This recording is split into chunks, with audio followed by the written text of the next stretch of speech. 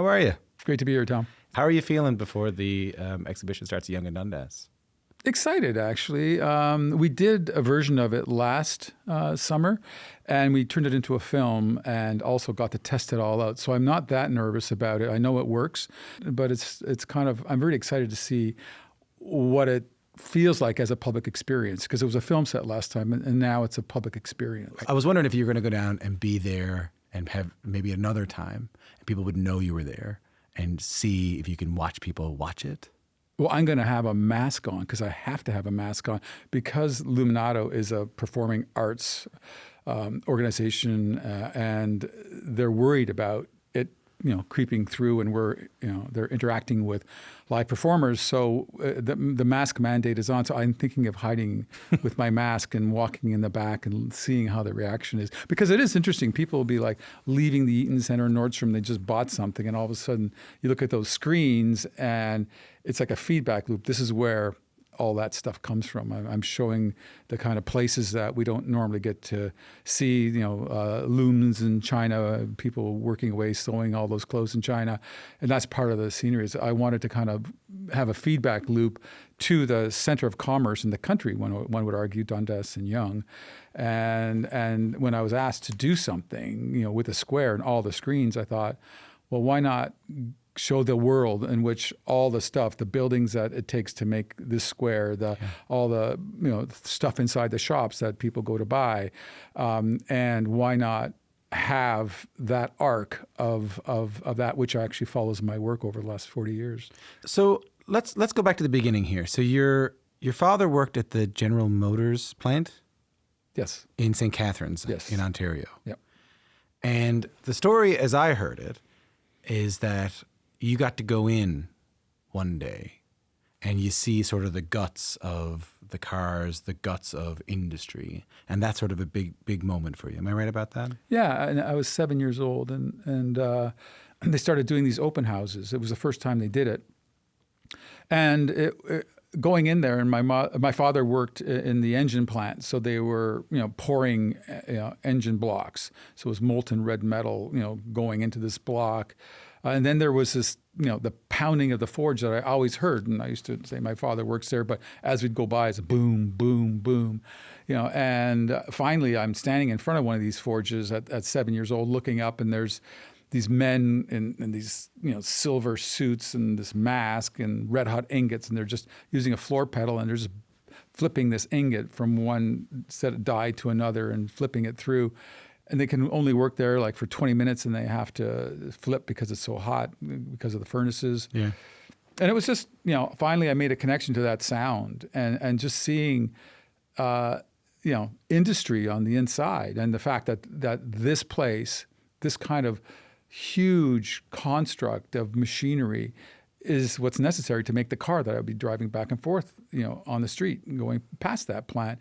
And that connection that we don't ever understand what it takes to make the things that we use every day, I think became a seed of an idea of, wouldn't it be interesting to reveal photographically, because the camera and both still and film camera, right, are perfectly suited to translate those worlds to us. And were you taking photos at this point?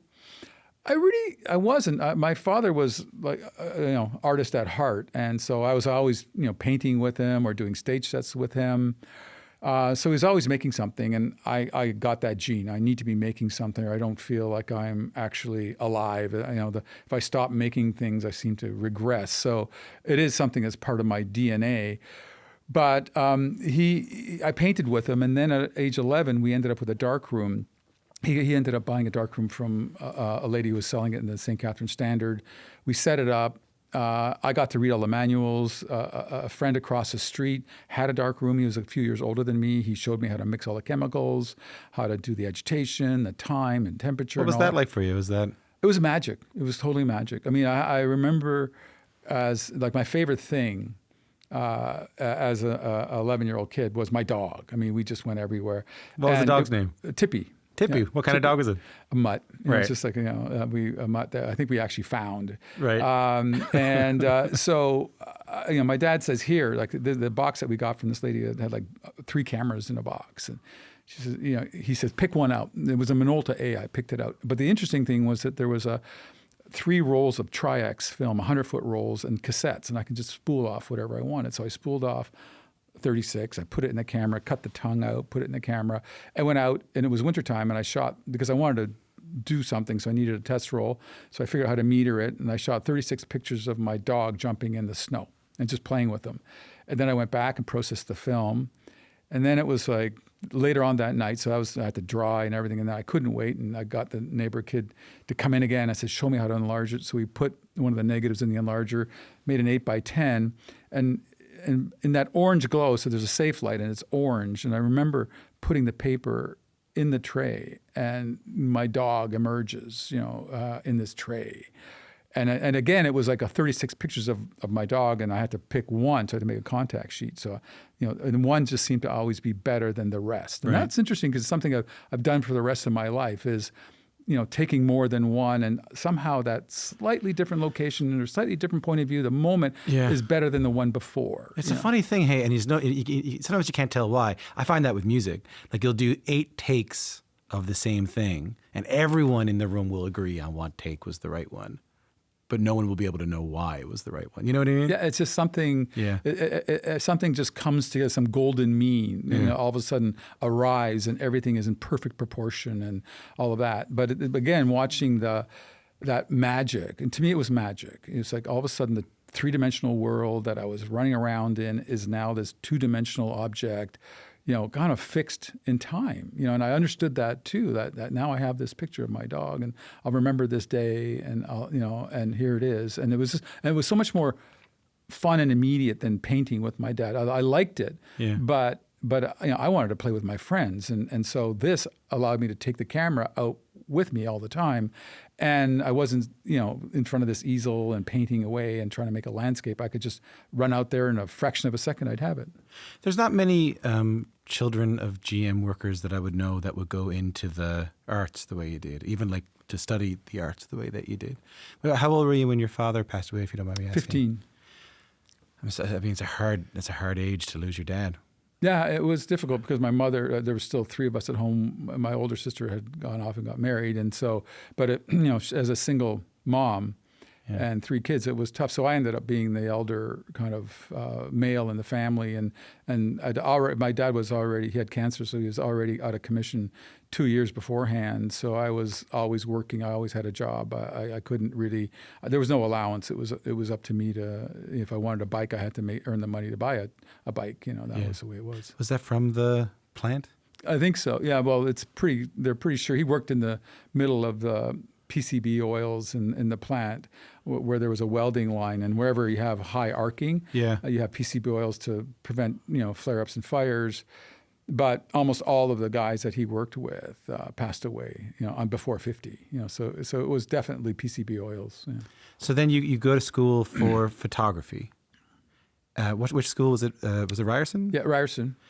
And there's a great story here. The story is that your teacher gave you an assignment that was very meaningful to you. His name was Rob Gubler. He said, my first assignment was go out and photograph evidence of man. Now that currently wouldn't be correct, but that was what it was in evidence 1970s. Of humankind, we'll say. Evidence of humankind. But back then that was okay. And I went back to St. Catharines and started photographing the remnants of the Welland Canal. But I was thinking about, that idea, that I can take the camera, and to photograph evidence of humankind is to give yourself a kind of a hall pass to go out and observe humans and what they're doing. And I thought if I was going to bring something back to another intelligent species somewhere on another planet, to show them what they're up to, what would I show them? And I thought, well, there's many things you can show them, but from a photographic point of view, I thought, why not show the greatest technological feats, the excavation of huge open pit mines, the building of metropolises, the factories that go on and stretch endlessly. All of these things would be a fascinating kind of report card to some other intelligent civilization to how far along we've got in terms of our own civilization and what we're doing.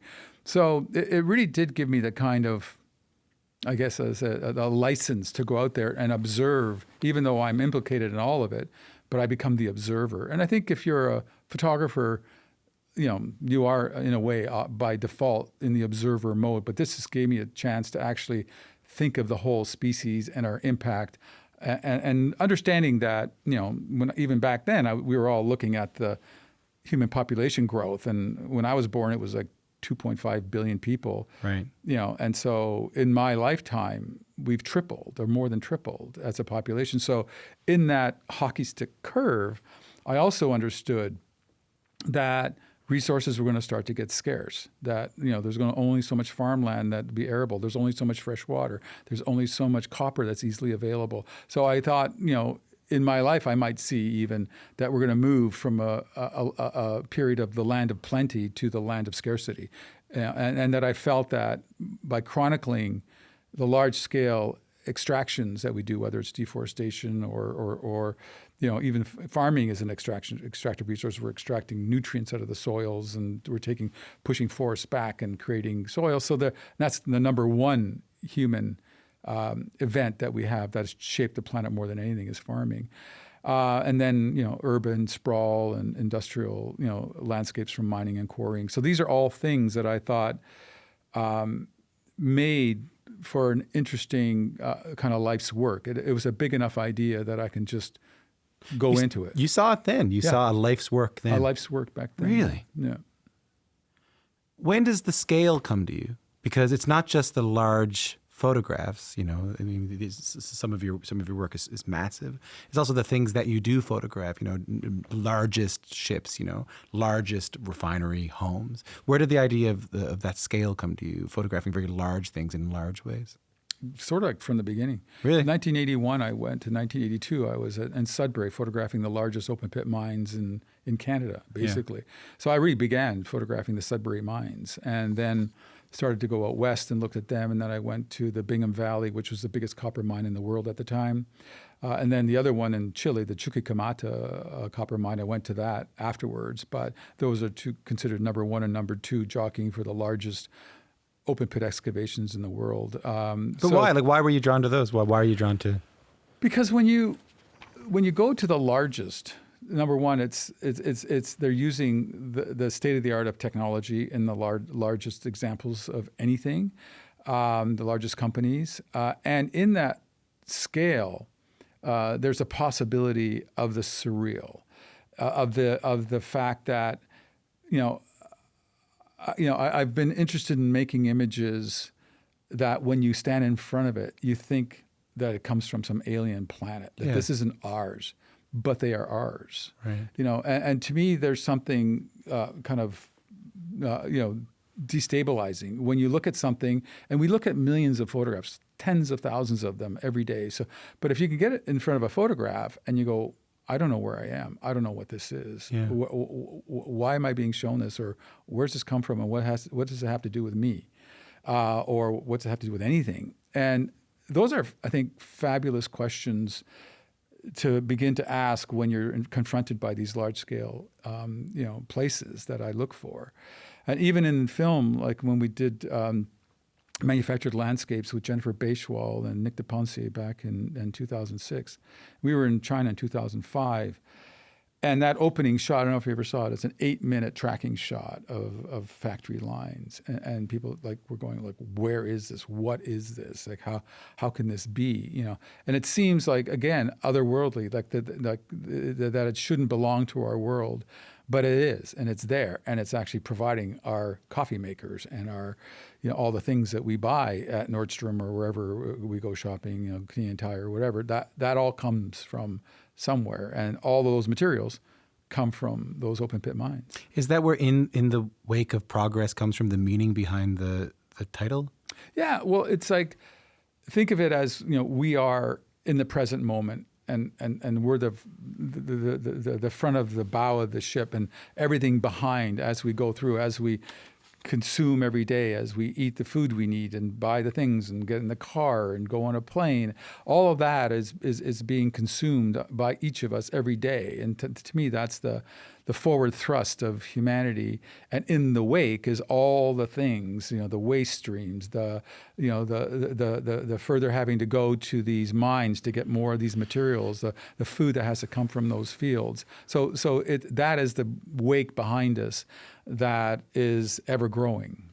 It reminds me of a friend of mine was telling me about this form of meditation he does called interconnectedness meditation, which is where you look around the room at everything in the room and you realize that everything in the room came from somebody. Somebody had to manufacture the light bulb I'm looking at right now. Someone had to screw that on. Someone had to make that. Someone had to ship that. Think of all the people that were involved in order to get to the get the things, get that camera, this rug. I mean, people. And what you do is you express gratitude to those people. He was explaining to me. You express gratitude to those people. The world seems more interconnected, and you have a greater outlook on life and a greater love for your fellow man. Right.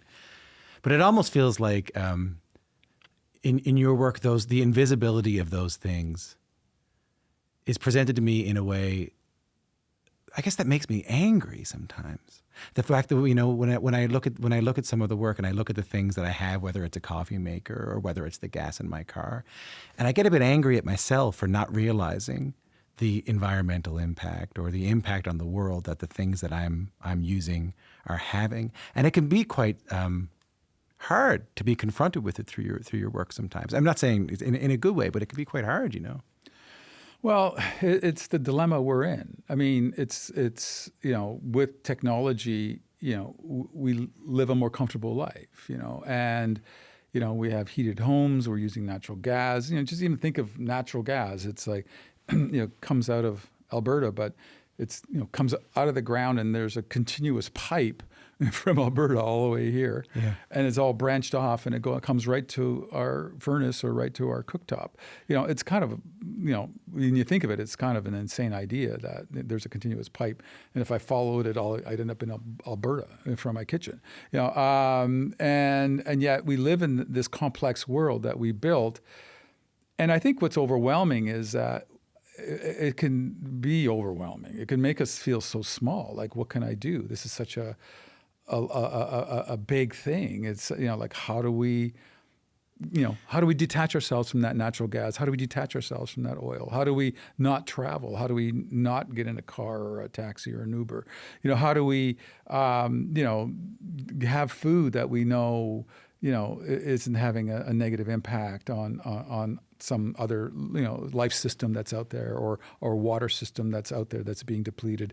It's very, very hard to know what our even personal impact is. And so I think we incrementally have to do things that make us feel better about it and make the changes that we feel we can make. I mean, we all have to. And like, I got an electric car 5 years ago, and I just recently have a place in the country, and now I can recharge it because I put some solar panels. I can recharge my car. And so now I'm running off the grid, and I don't even look at the price of gas. Right. It's kind of so there's positive things that we can do, reduce our consumption of meat, but so we all have an ability. I did that one recently. Yeah, I knocked down the meat consumption out of this whole thing. Yeah, I was raised Eastern European, so that's our daily diet, right? Was meat. So it's hard. You have to make these choices, and you can't make a full break, but you certainly make deals with yourself. I'm going to only do it once a month, or this is a special treat, or blah blah blah.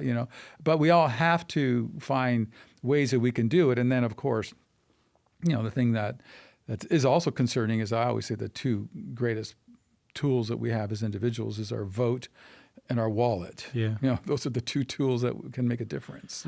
What do you hope when people come out of the subway and they look around at the Eaton Center and they look around at this kind of hub of commerce at Yonge and Dundas, and they might be confronted through your work with where all these things might come from, whether it's the steel or whether it's the petroleum or whether it's the materials by which we have everything around them? I mean, what goes through your mind in terms of what you might want them to realize about the world around them through your work? Well, even with the films and working with, again, Jennifer and Nick, we've always believed that, if you can hit somebody emotionally, right kind of in the gut, in the heart.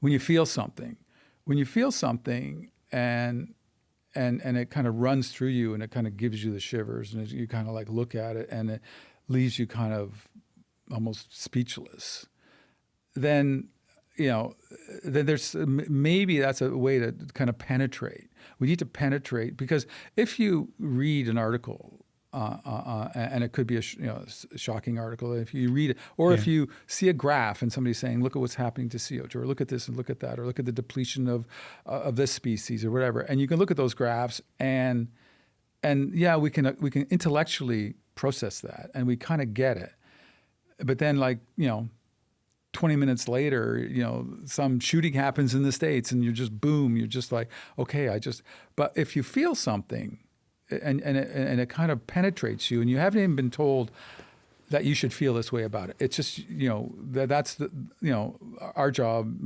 as the creators of these things, to understand how to get to that spot. And if you get there and the viewer kind of goes, oh my God, there is something here. I need to really think about this more, because it is the ultimate existential threat. I mean, I think I've always said there's two: all out nuclear war, where we end the world in one day, or this slower, more incremental one, where our habitat disappears on us and then we don't get to be here. And so geopolitics and economy and all that are important, and what's happening in society is important, but we can't kind of take our eye off the fact that if we lose the control of the planet, we lose the game. And that to me is that trumps everything in a way. So how do you do it? Like when you are, hundreds of feet above an oil patch, or or you are around these, makeshift oil refineries, or you are, being faced through your travels and through your work, standing there with a camera or hitched to a helicopter with a camera, looking at these symbols of our own destruction of the world. How do you not get emotional? How do you not get affected by that? Well, I think I used to more. And I think it's kind of like being a nurse in palliative care. You kind of have to build some kind of protection. And you have? Yeah. And the grieving kind of, I went through that period, when I was doing work in India and Bangladesh and just seeing humanity at that level. I was really emotional at that time. It took nothing for me to cry. I had little kids, and I was looking at poverty and looking at how survival was in places like Bangladesh and India, and kind of understanding the larger human context for what is really going on in the world today. But I think and then when you kind of go through the grieving process, where you almost land is to search for meaning and to then help others to understand and to use. So in a way, it reinforced the fact that what I'm doing it hopefully has some positive effect and when someone comes to me after a talk and says, I saw your movie, or I went to your exhibition, or I saw you speak, and then I changed my career path, and now I'm working in environmental studies, or I'm trying to work in the sciences to see if we can find solutions to these problems. And to me, that's very fulfilling. It means it's somehow what I've done has allowed another younger person, redefine their trajectory in life and to reprioritize.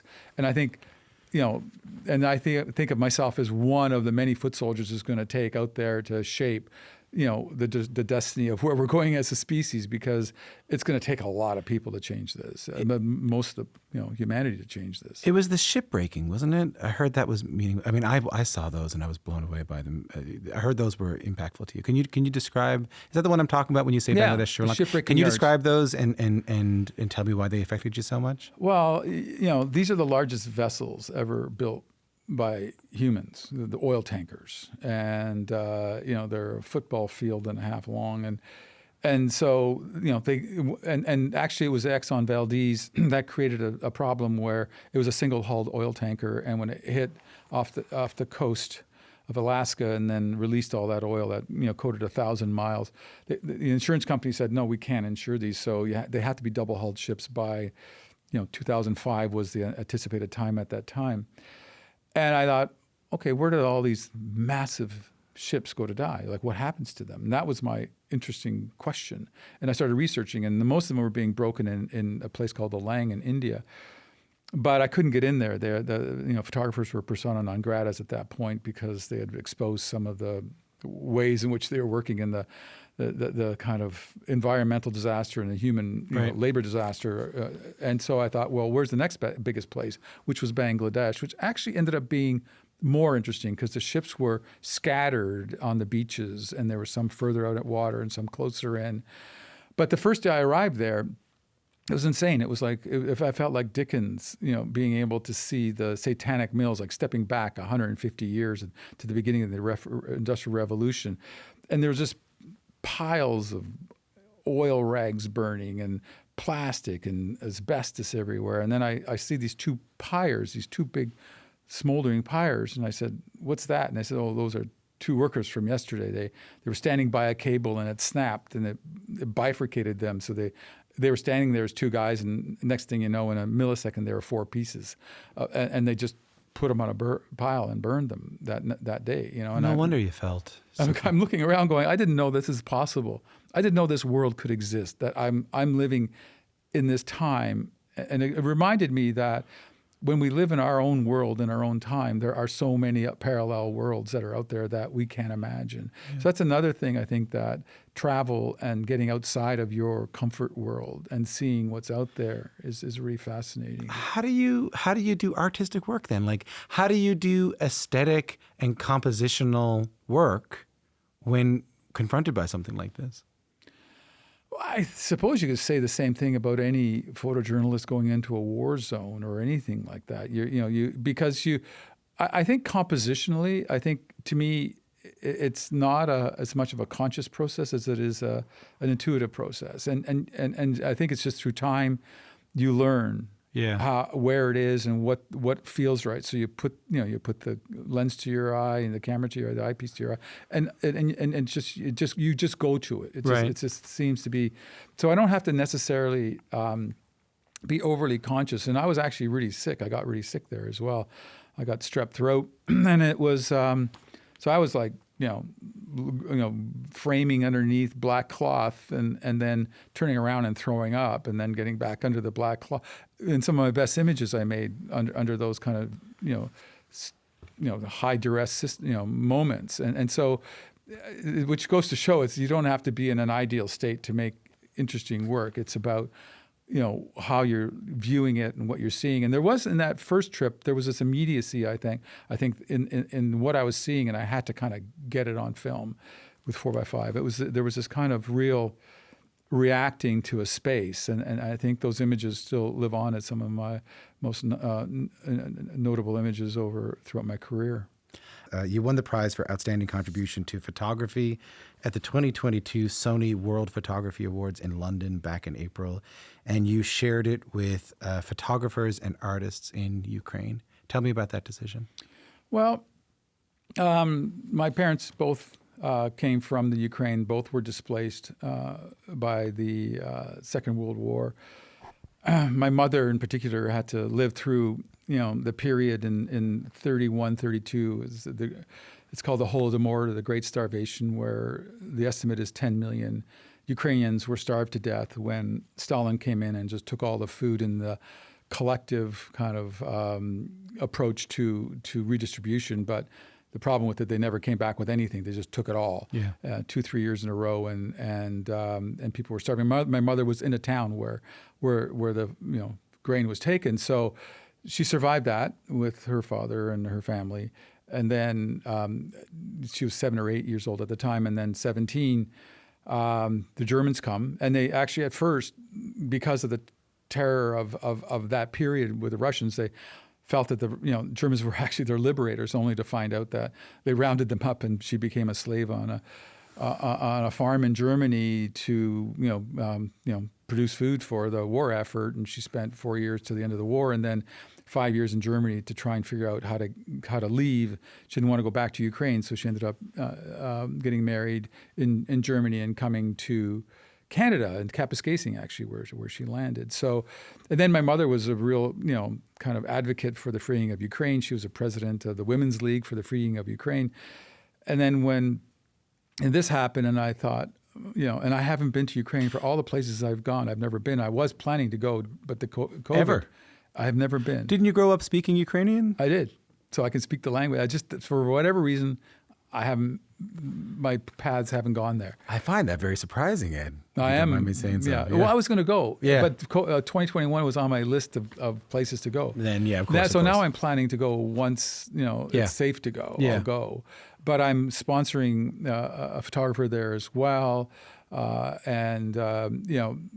His name's Maxim Dunduke, and he's doing fantastic work. And I hope maybe to publish a book on it, on this war, and bring some of those stories forward. But I think, dedicating it to those who, were just, every day working as artists and photographers, and now they're become war photographers, and they're putting themselves at risk on the front lines. And I thought it's important for us to see what's happening. It's important for this to be chronicled. So it felt like the right thing to share the award. How old's your mom's still with us? Yeah, she's 98. Can I ask her name? Mary Burtynsky. How is she doing watching the news? I mean, when you say that she was part of organizations to liberate Ukraine, I mean, everything that she lived through, how is she watching the news now? A little despondent, I mean, she's getting less and less mobile. Her mind's still crisp, and she remembers everything, and her body, she can still move, but slowly.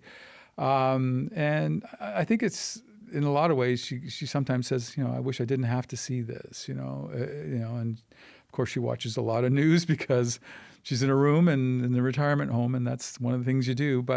And I feel for her, because it's, to have to witness this is very hard. I mean, and to have to almost relive that, the trauma that the country had been through, that she went through with it, and now it's being traumatized again. And the amount of grief and trauma of this war will be far and wide. Yeah.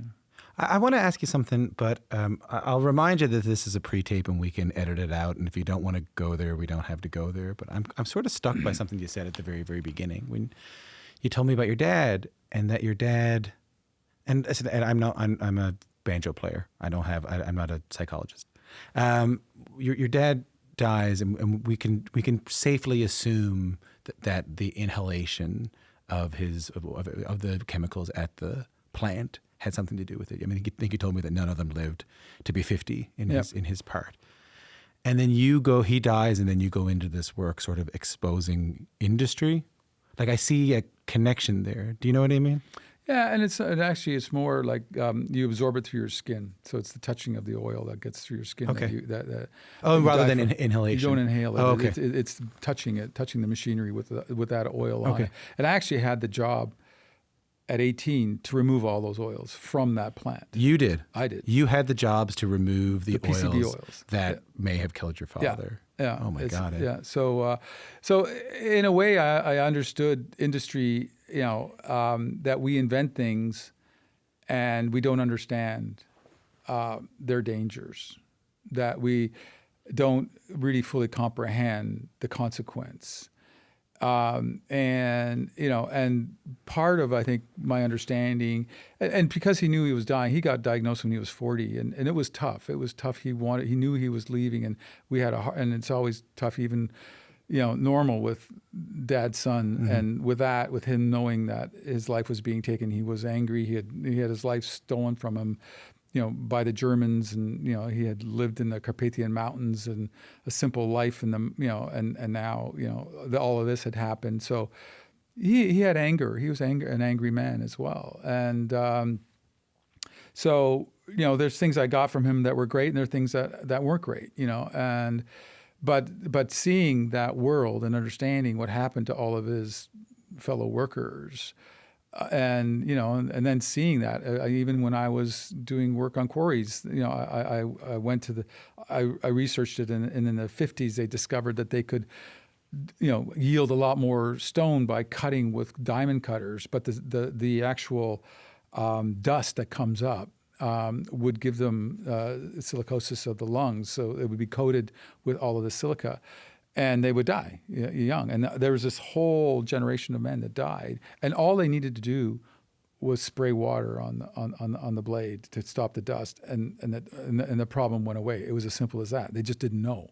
So I understood that, and we constantly do this. We're constantly starting things, bringing new things into the world, new this, new that, not really fully understanding what the downstream consequences are. Like when plastic first came, it was like, whoa, look at all the things it can do. And now it's like, it's clogging up the oceans, you know? So there's always this, anything we invent, it just always seems to be about half as negative and half as positive.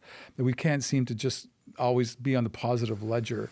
So it was a big lesson in life, and in that, you know, we're engaged in stuff that we don't know what the long-term effects of them are, and at a large scale. And so it is, you know, the time we live in, and it's technology. It's like, how many new chemicals come into the world every year? Thousands. What do we know about them? Not much. And yet they get put into things. We test, we think they're okay. They go into the world. Well, we put them out of mind. We put it out of mind. We put where things come from out of mind. We put chemicals out of mind. We put destruction. We just focus on the rollerblades. We focus on the cell phone. Yeah. I had a conversation with a friend of mine who works offshore. He works on the rigs off of, I guess, near Hibernia in Newfoundland. Right. And he was telling me a little bit about, you know, he was talking to me about oil and gas, and he was talking to me about, she said, "Boy, sure, it's not your car. It's not just the plane. It's your phone. Your phone requires this stuff too, you know?"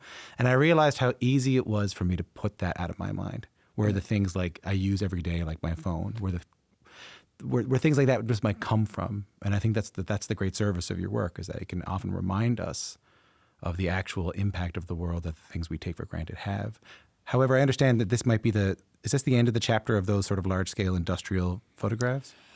Well, I mean, I think, you know, it feels like I'm running out of chapters, and that this is almost like a completion of a book.